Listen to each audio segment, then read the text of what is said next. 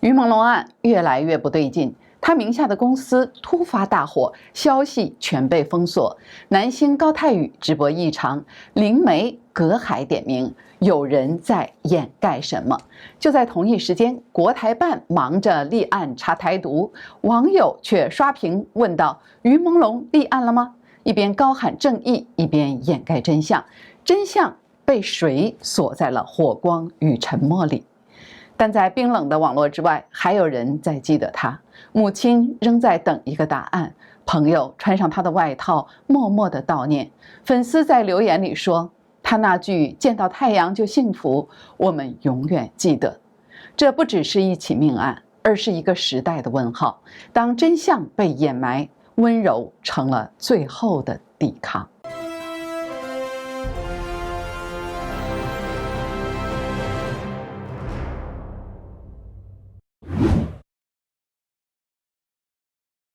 我们首先来看一件最新的、最具有讽刺意味的事情。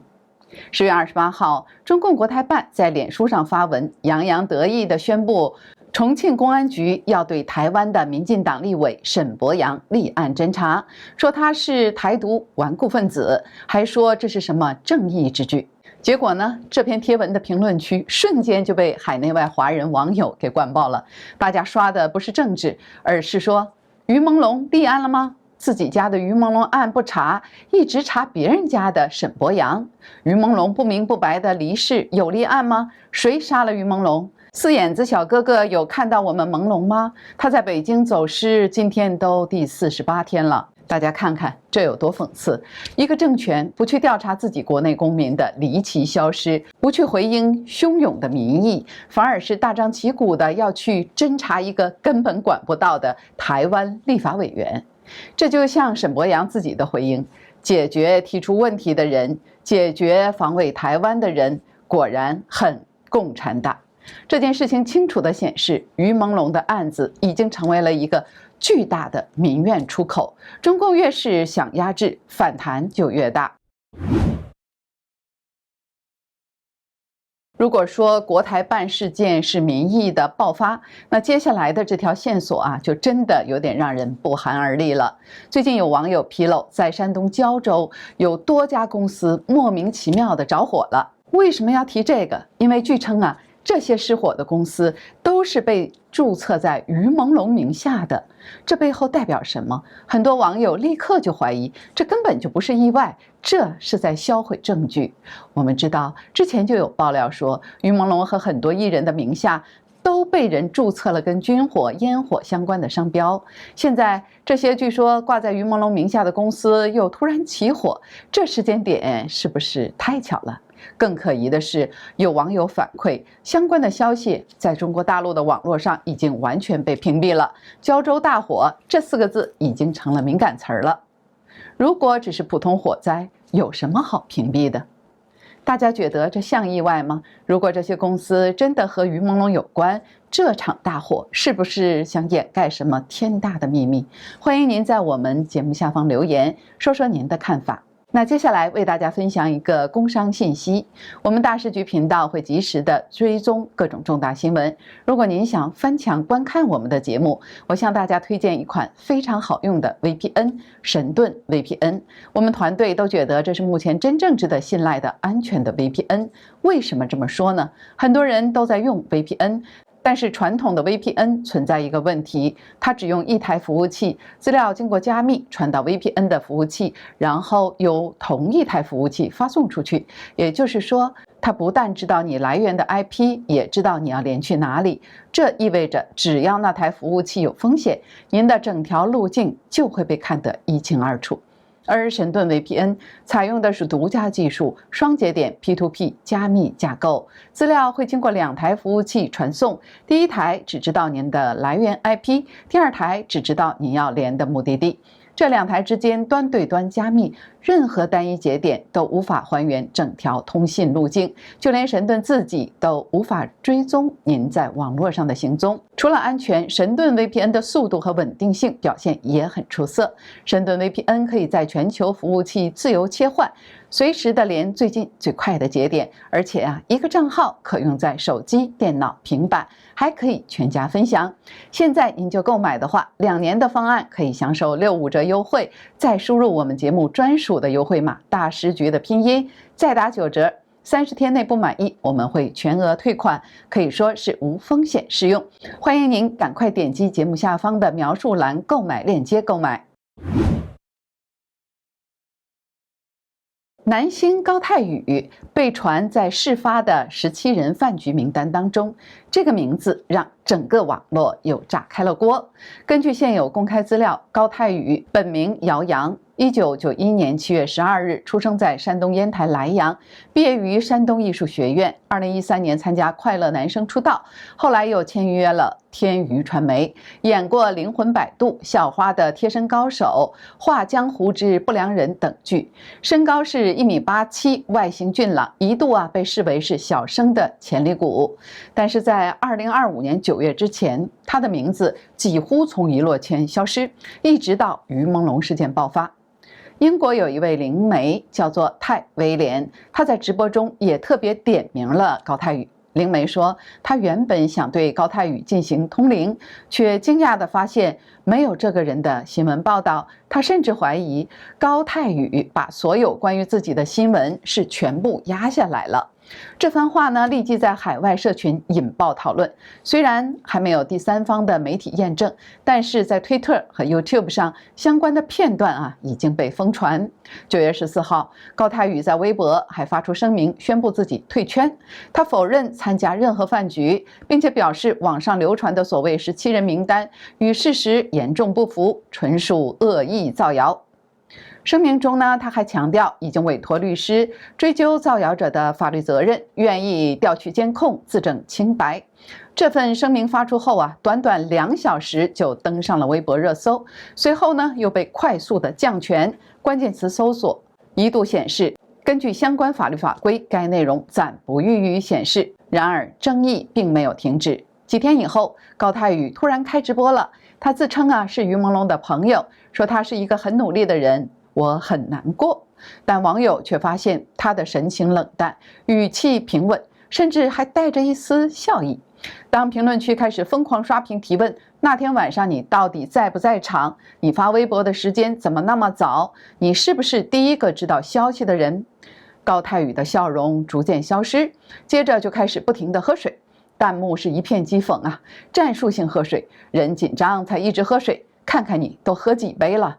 这场直播最终在他的沉默中是匆匆结束，有网友形容那是一场比演戏更像演戏的直播。争议的核心正是那条微博。9月11号，也就是官方宣布于朦胧离世的同一天，高泰宇在下午2点38分就发了一条微博，内容是：你的笑容永远定格在记忆中。问题是，当时警方与媒体还没有对外发布任何消息，这条微博时间是有点异常的早甚至是早于官方的通报。有网友保存了截图并留言：你是第一个发微博的，怎么回事？此后呢，他就删除了这条微博，但是备份已经被广泛的传播。这个时间差成为舆论追问他的关键。有人怀疑他是提前知道了消息，也有人认为这只是巧合。官方与高泰宇本人对此都没有再回应。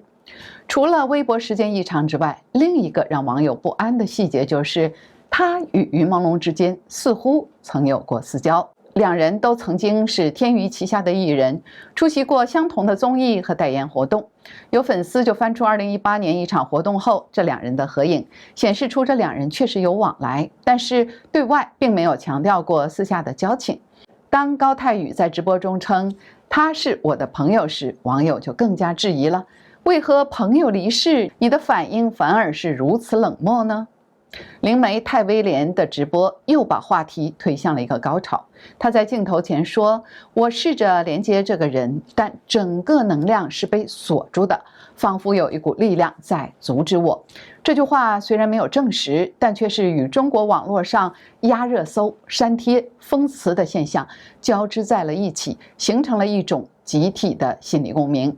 有评论就写道：或许我们不是在看灵媒，而是在看一场资讯被封锁的灵魂实录。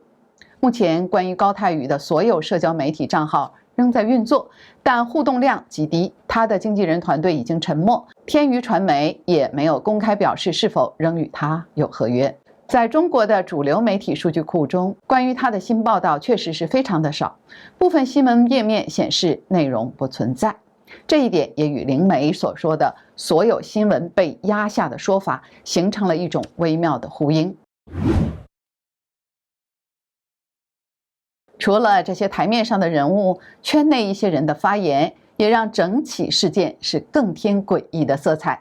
于朦胧生前最后一部男主剧叫做《一伞烟雨》，这部戏的导演麦田在9月8号凌晨发了一篇叫做《雪月亮》的贴文，他是这么写的：今夜很多人将失眠，有消息传来，月亮会一点一点吐血，最后被雪掩盖。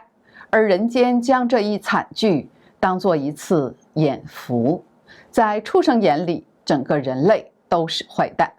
这乍看是写血月，但最后几句“人间将惨剧当眼福，畜生眼里人类是坏蛋”，是不是在暗示着什么呢？巧合来了，编剧和制片人汪于岑的 Instagram 日记里也写道：9月8日下午3点，我与他们交易，把情谊化作谎言，重创于朦胧。于朦胧被囚禁了，祈求放过他。日记的最后一句是9月9日，我回头再看你一眼，这是你的死局。括号里还特别的注明，2025年9月8日到9日是血月可查。导演麦田和编剧汪于岑似乎都事先知道于朦胧要在血月期间出事，有网友因此推测，于朦胧很可能在9月9号深夜就已经被害了。9月10号是搬动遗体，11号宣布消息，只是他们布置了不在场证明的幌子。就在这一片诡异的氛围中，还是有一些温暖的悼念。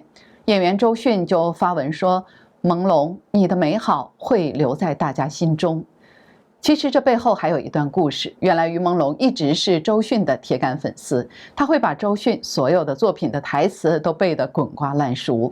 据说他的手机密码一直都是周迅的生日。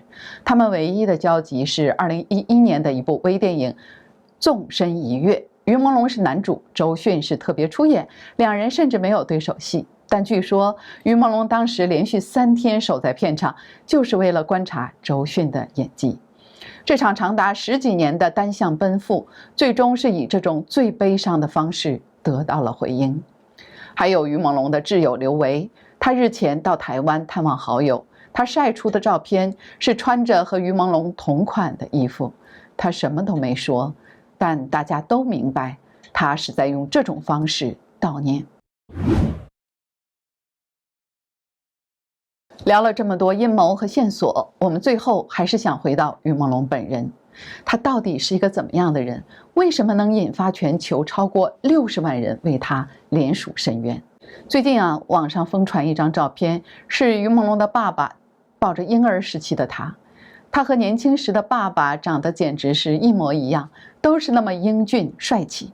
很可惜的是，于朦胧5岁时爸爸就过世了，他是妈妈打零工养大的孩子。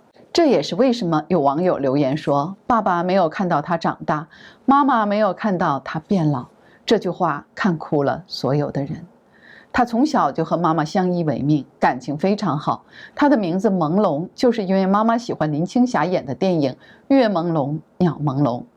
网上有一段他唱这首歌的音频，清新的歌声现在听起来真的让人心碎。他对粉丝也非常温柔。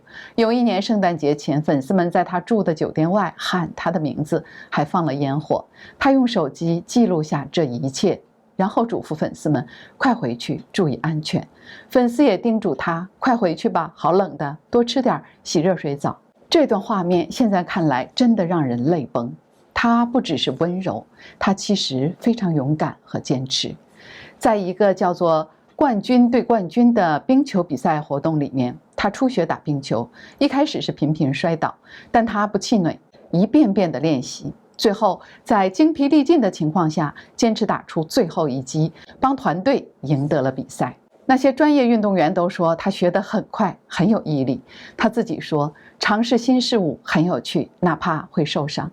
就是这样一个勇敢、温柔、孝顺的人，却不明不白地走了。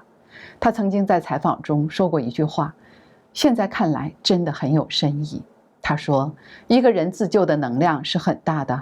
他说自己低谷时也会郁闷，怀疑自己，一夜没睡，但第二天能见到太阳，还会觉得幸福。很多网友说，看到这句话真的好难受。在他最后的剧《一伞烟雨》里，粉丝说，感觉他不是在演戏，而是在演自己的人生。那种泪眼和破碎感穿透了屏幕。一个连见到明天的太阳都会觉得幸福的人，他明明是拼尽了全力想好好活着的。从国台办的正义之举、胶州的神秘大火，到高泰宇的直播失态，这背后的线索越来越多，指向的层级也越来越高了。这显然不是一起单纯的意外或轻生。中共当局越是拼命地删帖封号，甚至下架他母校的照片，就越是证明他们心中有鬼，越是证明这背后藏着不可告人的秘密。于朦胧的案子已经不只是他一个人的事儿了，他点燃了人们对这个体制最深层的愤怒和质疑。我们不知道真相什么时候会来，但是我们会继续关注，继续追问。大家关于今天提到的这些新线索有什么看法呢？您觉得最可疑的是哪一点？欢迎您在我们节目下方留言讨论。如果您支持我们继续追踪，请帮我们的节目点赞、分享这支影片。这里是大师局，感谢您的陪伴与思考。欢迎您订阅、分享并打开小铃铛，让我们一起在动荡中坚守真相，在黑暗中点燃希望。